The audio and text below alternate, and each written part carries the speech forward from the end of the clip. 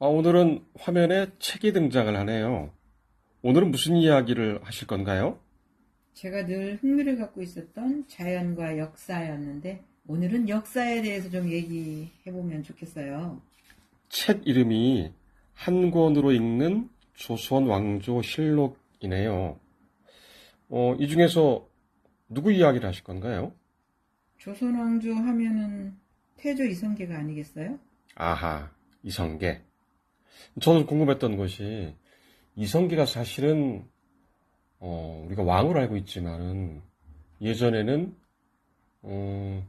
이주민이었었죠. 이주민 출신으로 왕이 된 인물인데 그게 궁금했거든요. 그 이야기를 그럼 오늘 좀 해볼까요? 네, 저도 이성계가 원래부터 왕족 출신인지 알았지만은 책을 통해서 예전에 원나라 땅인 남경, 지금의 간도 지방에서 굉장히 앞서가시는 것 같아요. 오늘의 주제는 이주민 출신의 이성계가 어떻게 조선의 왕이 되었는가. 요 이야기를 좀 나눠볼까 합니다.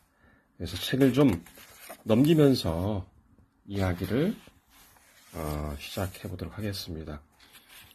이성계가 이주민 출신이라고 그랬잖아요.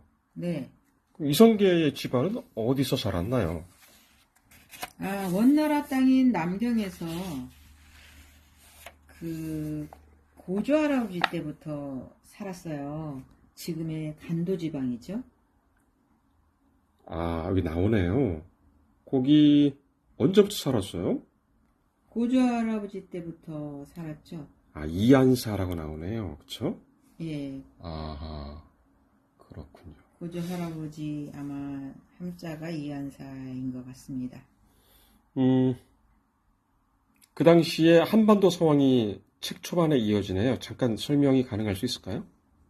네, 원이 몰락했고 명이 등장을 했어요. 한족 주원장이 명나라를 세우고 원나라는 중원에서 밀려나는 상황이었어요.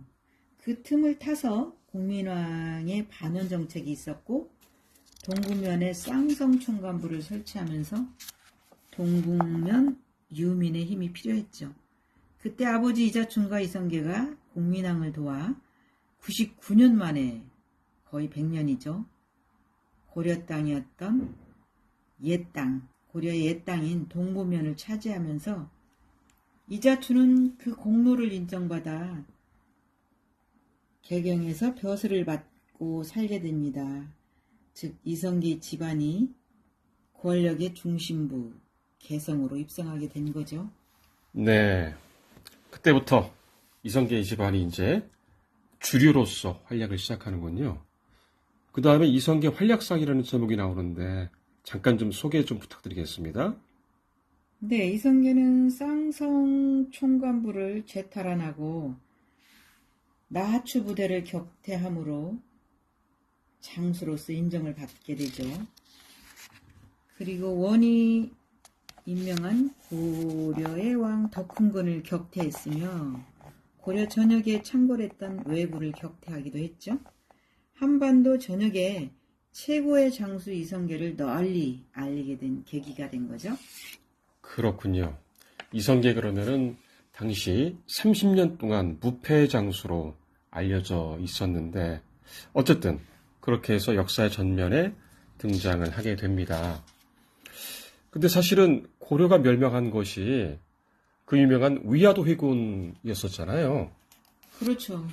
고려는 왜 굳이 대국인 명나라 요동정벌에 나섰나요? 명나라가 무리한 공물을 우리한테 요구를 했고, 그리고 천령 이붕의 땅을 내놓으라 하니, 뭐 그냥 조공을 바칠 수도 없고, 천령 이붕의 땅을 줄 수도 없으니, 뭐 한번 정벌을 해보는 것도 어떤가 싶습니다.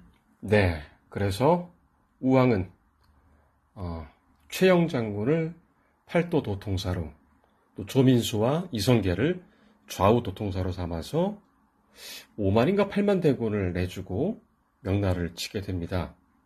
그런데 이성계하고 조민수는 출병을 했는데 최영은 개경에 머물렀죠. 아, 우왕이 좀 나약했나 봐요. 자신을 지켜달라고. 채영 당신이 떠나면 나는 누가 지켜주냐고 해서 발목을 잡았죠.